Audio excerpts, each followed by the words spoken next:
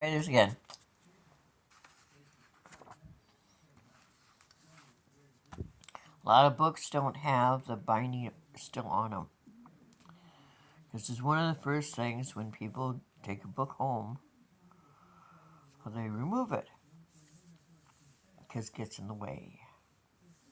It should remain on. It's to protect the book from fingerprints. Fingerprints are greasy, and whatever they touch have sort of a remembrance of that fingerprint because it's stuck. The print, it wouldn't be called fingerprints if they didn't have oil on them. It's called Snow Puppy by Marcus Pfister. Maybe Phister.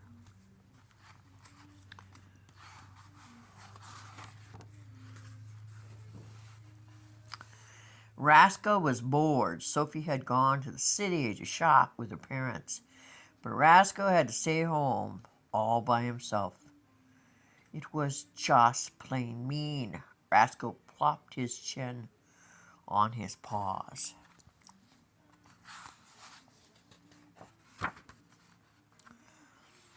Then he saw something fluffy coming down. I've read the page, so I won't read it verbatim, which means per word. And he remembered the time he had tore a pillow apart and Sophie had chased him. Rascal jumped off the chair and sped to the door. He had to jump up to the doorknob 3 times, but at last the door opened. There was already a thick blanket of snow on the ground. Rascal raced around in it excitedly. The game with the snowflakes was as much fun as the game with the torn pillow. But the flakes were ice cold, and when they landed on his nose, they disappeared without a trace. Put a little more light on it with the crappy light I have. Uh-oh. I found a hole in the door in the fence. That's not good. Something was moving near the fence. It was a small brown, and now it was hopping across the field. Rascal needed to get a closer look. Barking happily, he leaped to the fence, squeezed through, and ran toward the woods.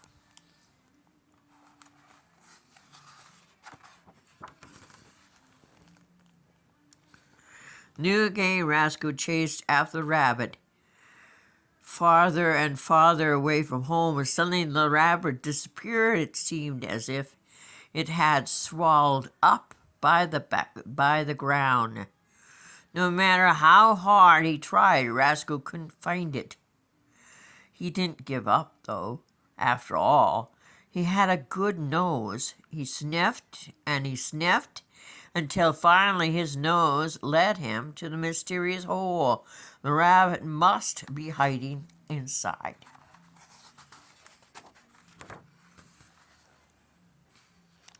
Sure enough,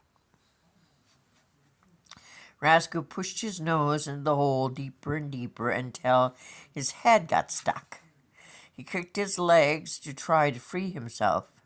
The rabbit backed into the furthest corner of the hole. It looked terrified. Rascal barked, but the more he tried to reassure the rabbit with a friendly barks, the more frightened the rabbit got.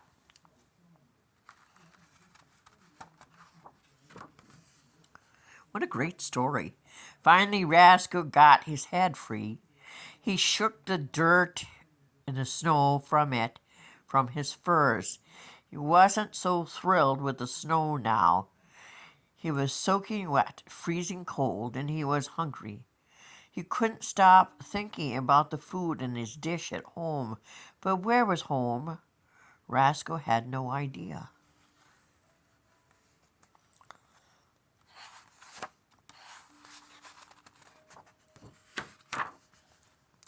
There was a delicious smell in the air. It smelled just like bologna.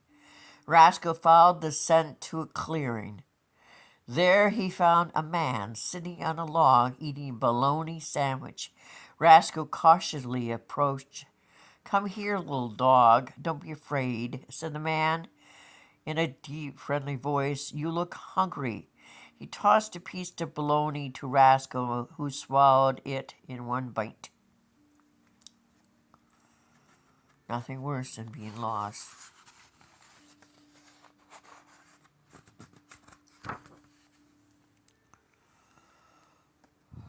What a great drawing. "Come here," said the man again. A person with a bologna sandwich couldn't be at all that bad. Roscoe jumped onto the man's lap and cuddled up under the coat. "Poor thing," said the man. "You're shivering from the cold." He gave Roscoe a bite of his sandwich. "Warm up, then we'll go to town and sell my Christmas trees. It'll be nice to have a little help this year."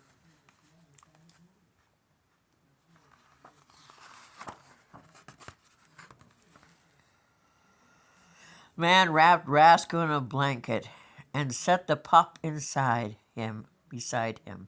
Wow, Roscoe had never been on a horse-drawn sleigh.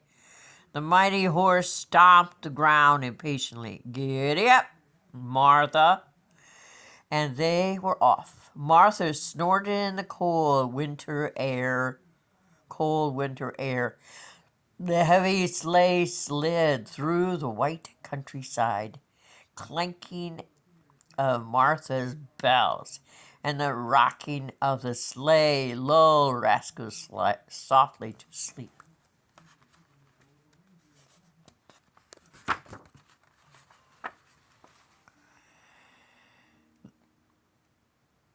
"We're there, little friend," said the man, waking Roscoe from his sleep. The man unloaded the pine trees from the sleigh. Thousands of Christmas lights lit up the square. Marketplace hustled and bustled with the shoppers. Roscoe watched slyly from his cozy blanket. He missed Sophie and his nice warm home. Suddenly Roscoe heard a familiar voice. "Daddy, look! This little tree is beautiful." I'm going to cry. I just know it. Roscoe leaped from the sleigh, barking, and sprang into Sophie's arms. "Roscoe, what are you doing here?" cried Sophie. The man explained how he had found Roscoe in the woods. "We can't thank you enough," said Mom. "It would have been a sad Christmas without Roscoe." I'm an empath and I feel emotions, so I feel sad and happy at the same time. "That's very kind of you," said the man, "but I couldn't possibly accept." Mom had invited him to come to Christmas dinner. At that, Roscoe snatched the corner of the man's coat and pulled with all his might. "Well, I guess I have no choice," said the man laughingly. Roscoe wagged his tail in agreement, and the whole family looked forward to a very special Christmas. The end. Oh, what a great, great, great book!